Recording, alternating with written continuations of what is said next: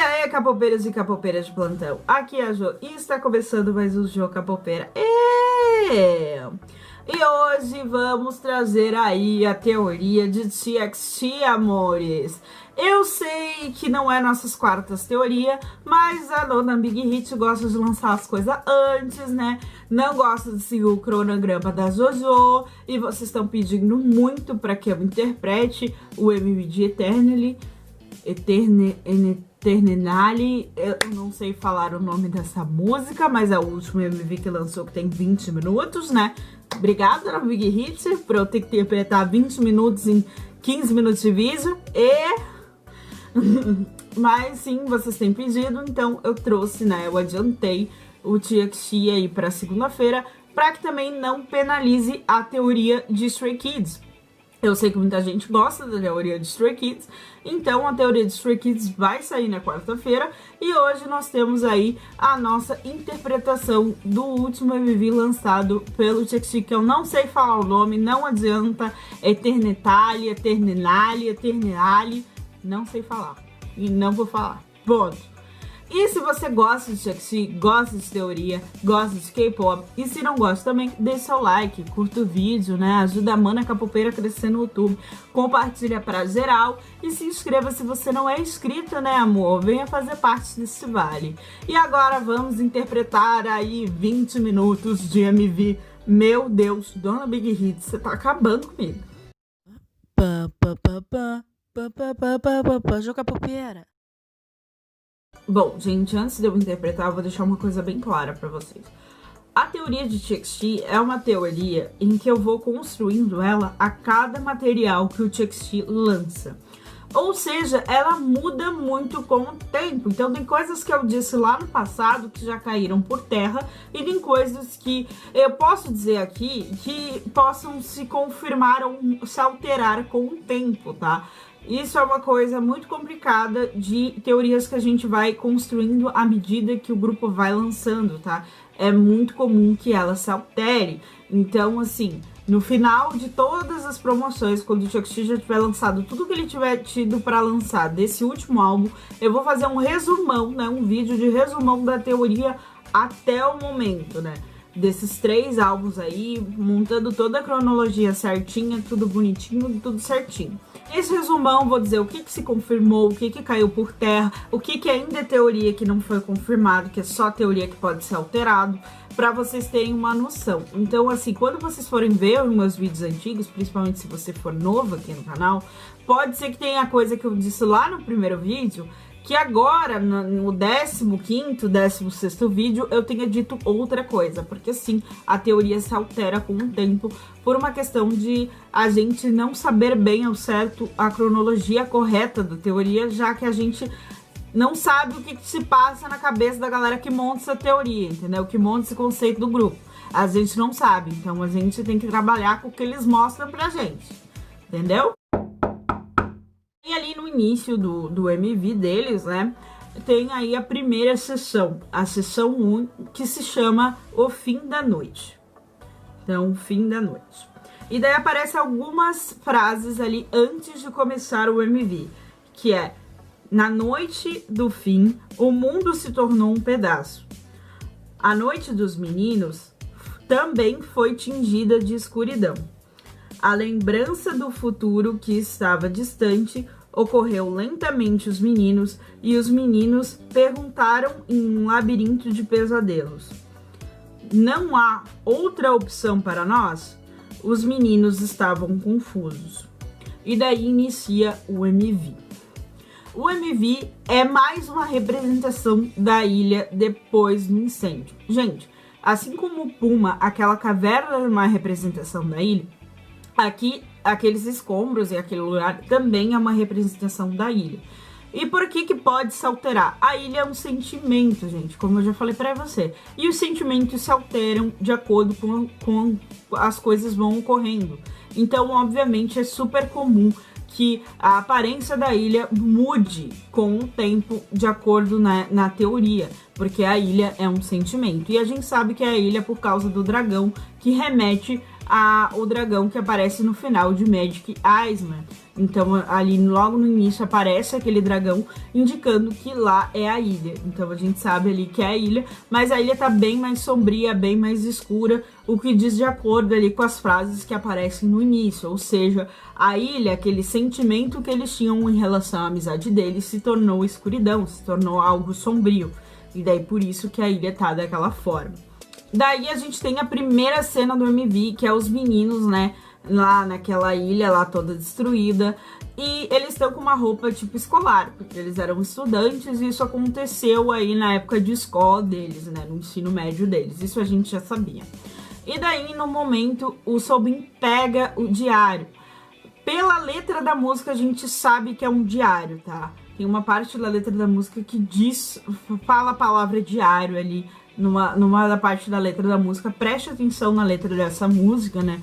Vá ver a tradução que você vai perceber. Então a gente sabe que aquilo ali é um diário, que é o diário dos meninos, é o diário deles, né?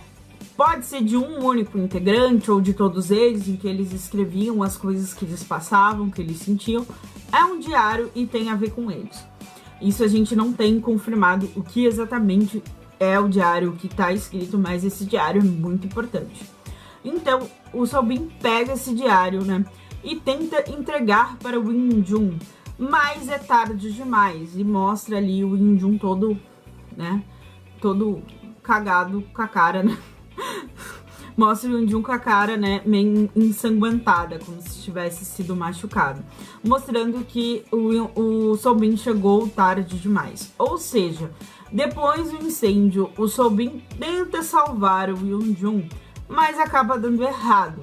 Então isso pode ser um indício disso que possa ter acontecido após o incêndio, né? O Soobin vai tentar salvar o Win-Jun, mas acabou que deu errado porque o Soobin chegou tarde demais. E logo a gente vai ver isso mais pra frente no MV. Então a gente tem essa primeira parte aí, né, do diário, que se passa depois do incêndio. E daí a gente vai para a sessão dos sonhos. Se lembra lá em Magic Island que o Soobin falou que tinha um pesadelo e que esse pesadelo tinha a ver com a sala de prática e é por isso que ele não queria ir na sala de prática?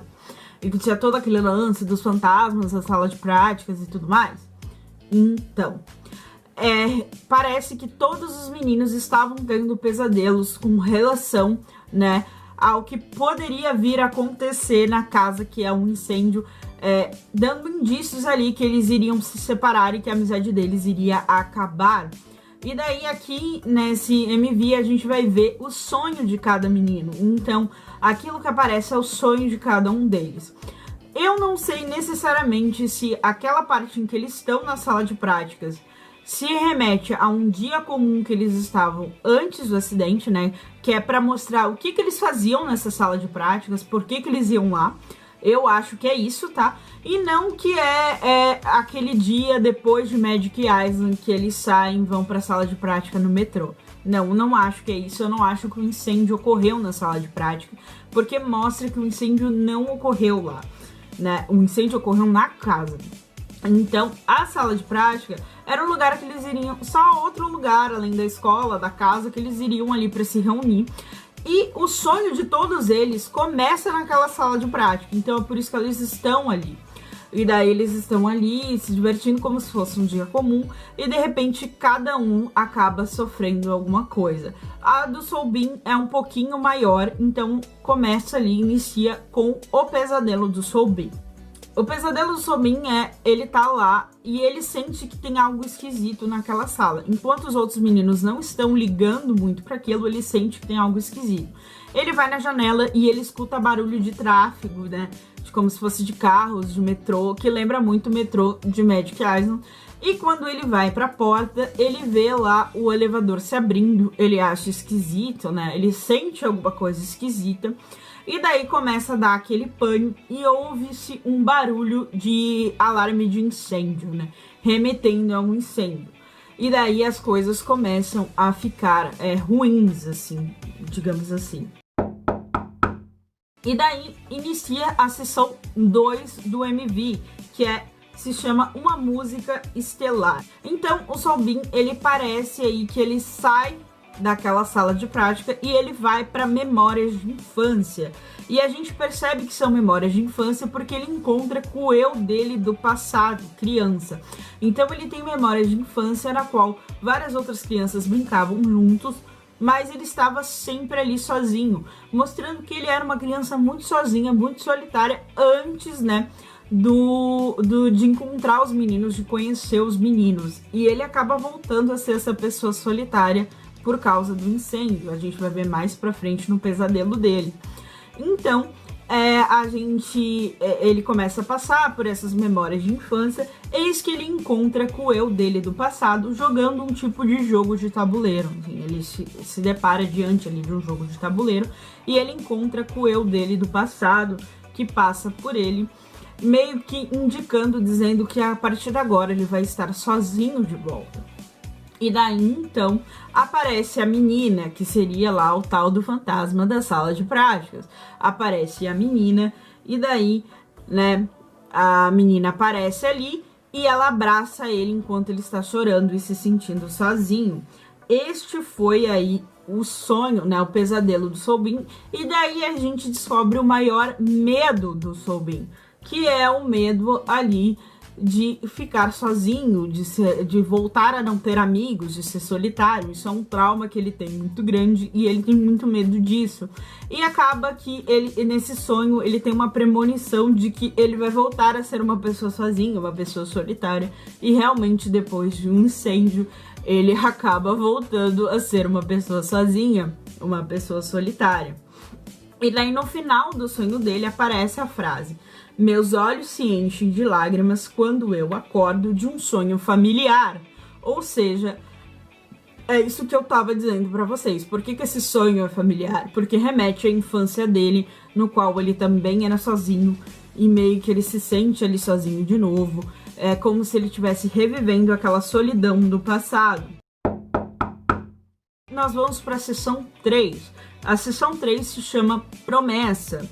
E nessa sessão 3, né, a gente vai ter aí o pesadelo do Yoon-jun.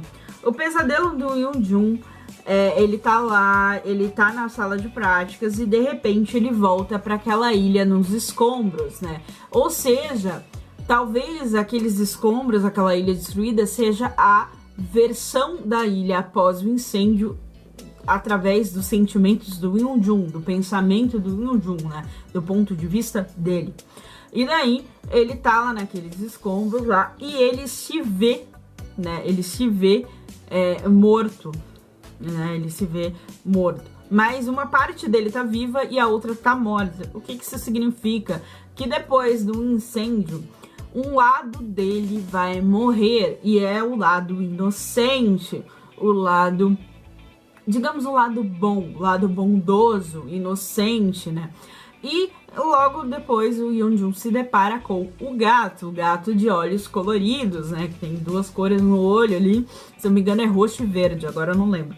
Mas se eu não me engano é roxo e verde, que é as cores oficiais ali do grupo. E o gato, ele simboliza o medo.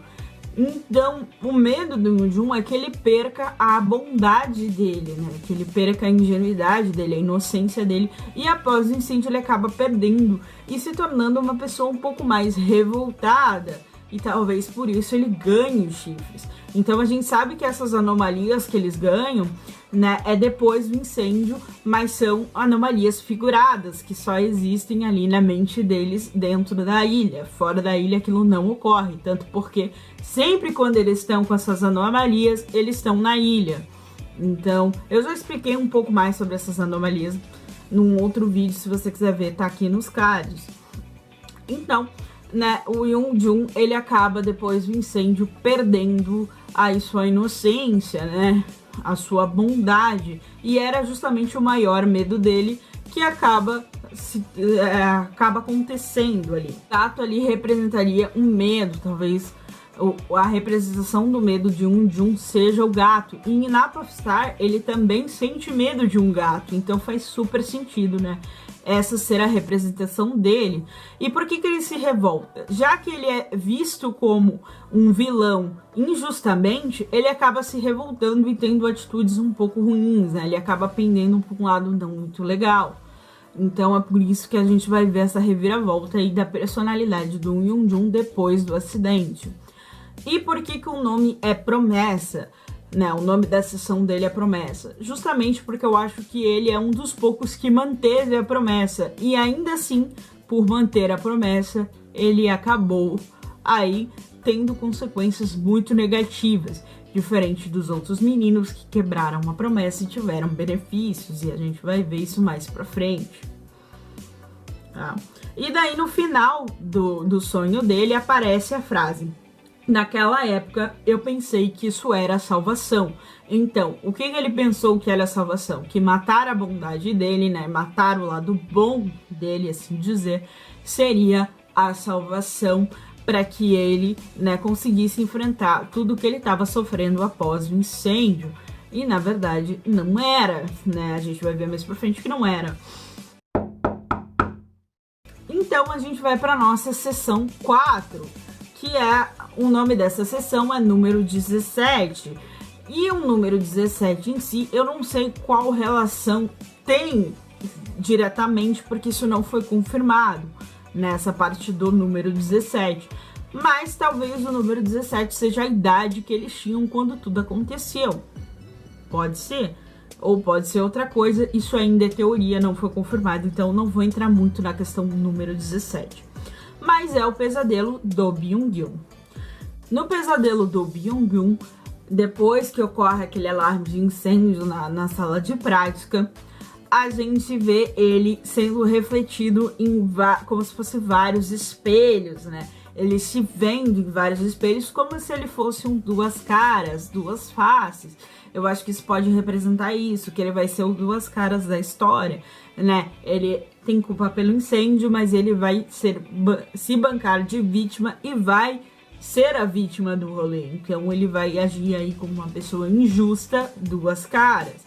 Talvez seja essa a referência. E depois abre a porta ali, né, do número 17, mas ele não abre essa porta. Diferente dos outros meninos que quando abre uma porta para eles entram, o Byung-gyun não entra nessa porta.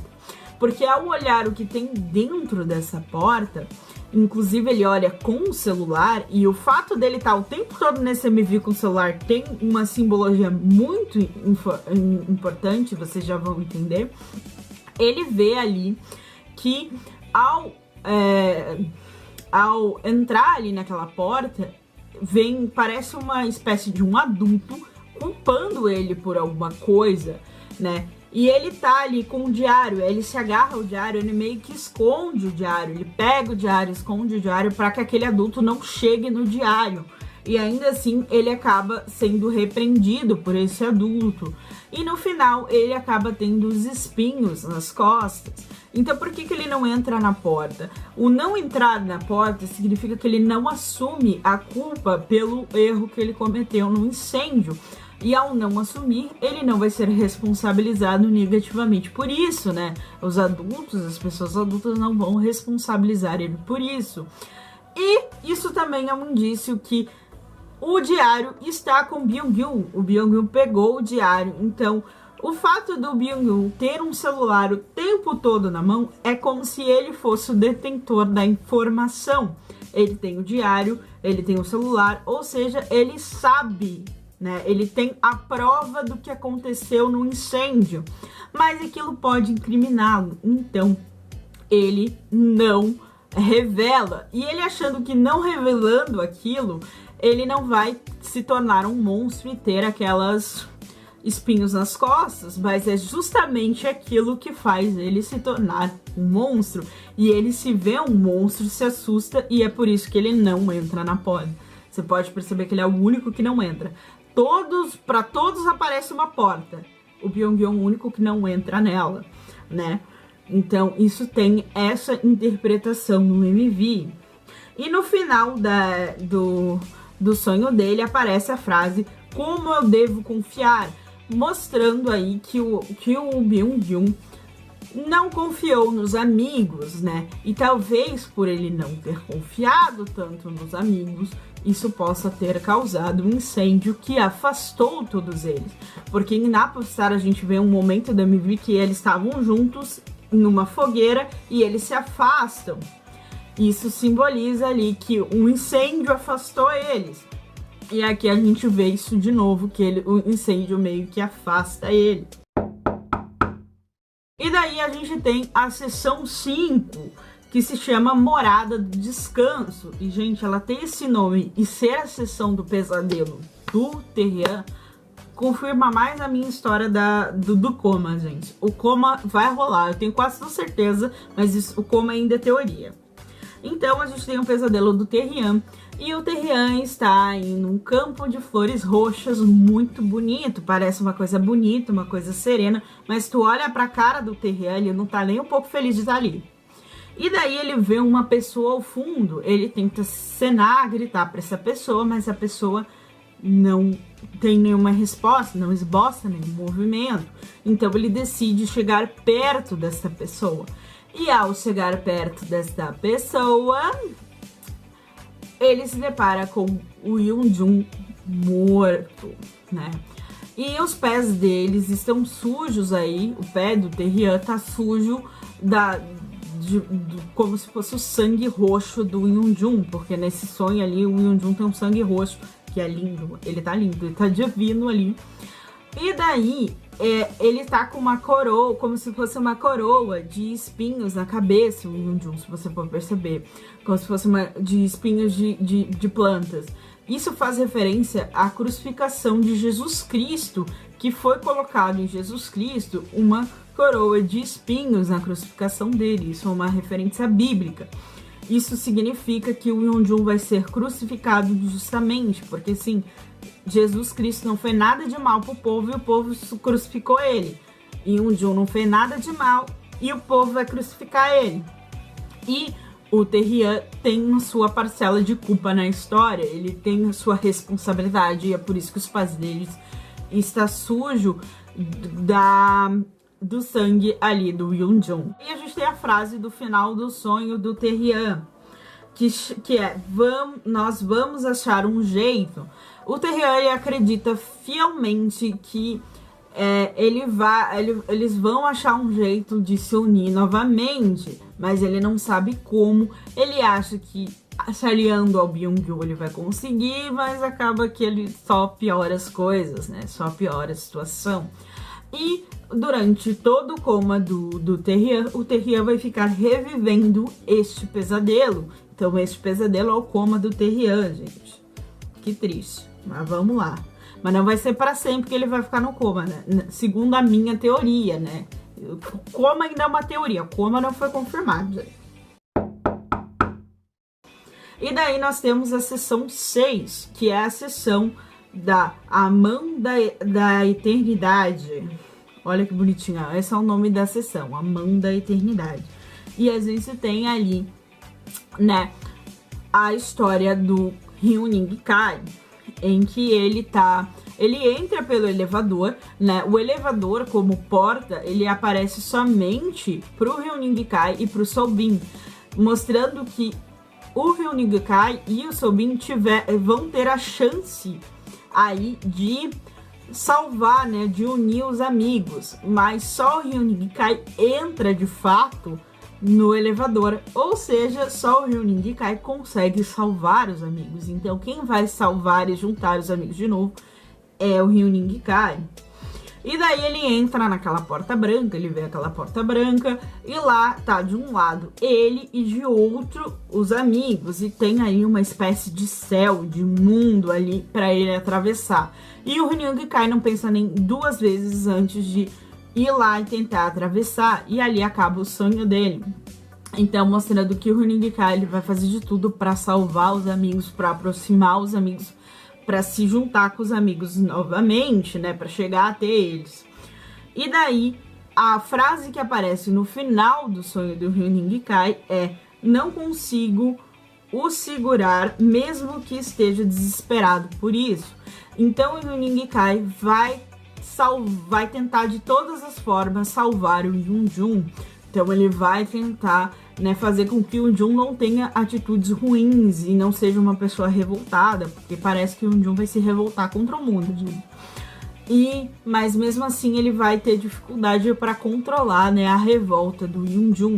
E percebe-se que Nesse MV, as asas do Hyun Kai não são asas de anjo, e sim asas de morcego, porque como ele vai ficar muito próximo do Minjun, ele não vai ser visto como vítima, e sim como um dos vilões, porque ele tá apoiando ali o Minjun, que é visto como o culpado da história. Então, ele vai, né? Ele vai aí ter as asas de morcego por um tempo, e depois elas vão se transformar em asas de anjo quando ele conseguir reunir os amigos, né? Isso tudo é representação. E fora que, assim, gente, essa história é uma história sobre erros, sobre atitudes, sobre decisões que dão errado, e não necessariamente de vilão e mocinho. Eu tô falando vilão para vocês entenderem melhor, mas todos ali cometem erros e todos ali cometem acertos, tá? Nessa teoria, nessa história. Aí nós temos a última sessão, que é a sessão 7. A sessão 7 se chama O Começo do Fim. Então, ali mostra eles de volta ali naquela sala de prática. A sala de prática volta a ficar normal e eles vivem a vida deles ali normalmente, de boas, tudo tranquilo. O único que percebe alguma coisa errada é o Soobin. O Soobin percebe que não tá tudo tranquilo, tudo na paz de Deus, não. Então, a gente vê lá em Magic Island que o Soobin sabia que ia dar ruim, que alguma coisa ia dar ruim, mas nenhum dos outros meninos deu ouvidos ao Soobin. Ele já não estava sendo escutado lá naquela época. Então, assim, ó, o Soobin sentia que ia dar ruim por causa dos pesadelos. O Soobin acreditava nos pesadelos. Os outros meninos tinham os pesadelos, mas não acreditavam neles, até que os pesadelos se tornam reais, né? Então, assim, já não começa a dar ouvido pro Soobin aí nessa época já. Já nessa época que ninguém ouve o guri, coitado. E daí a gente tem as frases que aparecem no final do MV, que são: os garotos se sentiam como se eles tivessem viajado para longe num piscar de olhos. Ou seja, eles eram amigos, muito amigos, inseparáveis, e por causa de um incêndio do nada, uma coisa que aconteceu de forma muito repentina, eles se separaram totalmente. É isso que essa frase quer dizer. Daí tem a outra frase: os garotos pensaram com medo. Ou seja, eles pensaram com medo e eles vão agir muito pelo medo e cometer muitos erros pelo medo. A gente vê muito pela história do Byung-jun e do Yeonjun, que a gente vai ver eles cometendo muitos erros pelo medo. Isso tudo foi só um sonho? Então, a maioria deles pensou que isso aí seria só um sonho, mas o Soobin não. Mas ainda assim o Soobin não fez nada. Ele só falou com os amigos, mas ele não fez nada. Não teve muita atitude. A gente vê isso em Magic Island. Então, assim, não foi só um sonho e deu cacaca, gente. Deu cacaca. E daí a gente tem a última cena, que é a cena do espelho. Que lá no espelho tá escrito: lembre-se do meu nome. Isso ainda é uma incógnita pra mim. Eu não consegui ter uma teoria. Não tem mais coisa, né, que eles lançaram que possa explicar esta frase. Talvez mais pra frente eles vão explicar essa frase. Então foi a única ponta solta aí que eu deixei, porque realmente isso ainda não foi soltado mais coisa. E sobre o fantasma, né, da sala de práticas lá do pesadelo do Soobin, eu também não sei que é essa guria, tá? Então tem muita coisa ainda, muita ponta solta que eles não explicaram, que vai ficar aí mais pra frente pra gente conseguir entender e interpretar isso direito mais pra frente. O que eu consegui foi isso. Então, na verdade, esse MV é sobre os sonhos deles. Aqueles sonhos, né, aqueles pesadelos que eles tinham antes do incêndio ocorrer. Então, esse MV ele ocorre antes do incêndio, para mostrar qual era o sonho deles e como aquilo já era como se fosse uma premonição, um indício do que poderia vir a acontecer com eles, tá? E a gente já tem a ideia de que essas anomalias eles ganham aí após o acidente, mas que é umas anomalias que só existem na ilha mesmo, que é como se fosse uma representação do que eles estão sentindo ou de como eles são vistos pela sociedade, né? A gente ainda... Eu fiz um vídeo explicando mais sobre isso, vocês vão entender. Então é isso, pessoal. Eu espero que vocês tenham gostado de toda a teoria, que tenham entendido. Esse roteiro ficou bem grande. Olha, vai ser difícil editar esse vídeo. Mas eu espero que vocês tenham gostado. Deixa aí nos comentários a opinião de vocês. Se faltou alguma coisa, eu vou respondendo vocês aí nos comentários, ok? Então é isso. Não esqueça de curtir o vídeo e se inscrever no canal. Beijinho, beijinho. Tchau, tchau.